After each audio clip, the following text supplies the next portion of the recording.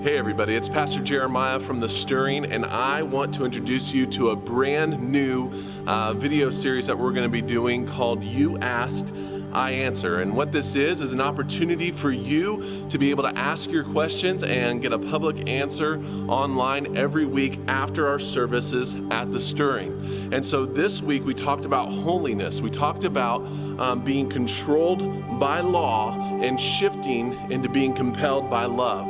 And so here are a few of those questions that you had about this week's message.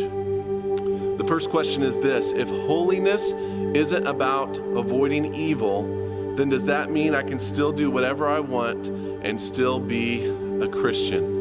I think with that question, I would have a couple answers for you. The first answer is this, is that if your relationship with Christ is all about what you can get away with and how much you can still be a Christian but still press the boundaries of living a life that is not Christ-like, then I would be really concerned with where you are in your relationship with Jesus. The second answer that I have is this, is that when it comes to living a holy life, the statement that I made in the message was that holiness isn't the absence of evil, but it is the presence of love.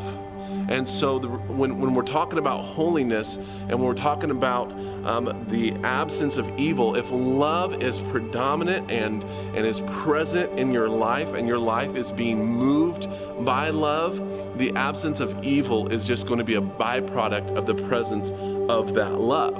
And so there is none of this trying to avoid evil, trying to stay away from things, because staying away from things doesn't make us right with God. What makes us right with God is Jesus Christ and the work that He accomplished. And as a result, the great love that God has for us is present in our lives. And so if the love of God is present, then the avoidance of evil is just a natural byproduct of that love.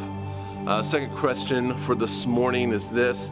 When it comes to, it says, how do I start to focus on growing in love? Where is my starting point? Okay, and so I get this a lot whenever we talk about holiness, and if holiness is really about the love presence in your life, then how do I get that? How do I begin that process of being compelled by love? And I think that when it comes to having and growing in the love and the knowledge of Jesus Christ in our life, the very best starting point is the same starting point we have in all relationships, and that is spending time together. And so if you can begin by spending time with God alone together, then that love is going to start working itself out in you and start growing. Now, the second way that happens is that love is action. Love is not just a feeling, it's not just a presence, but we defined holiness as love in action. And so that love inside of you will grow when that love inside of you begins to do what it was intended to do. We see it in Jesus. He took care of the poor.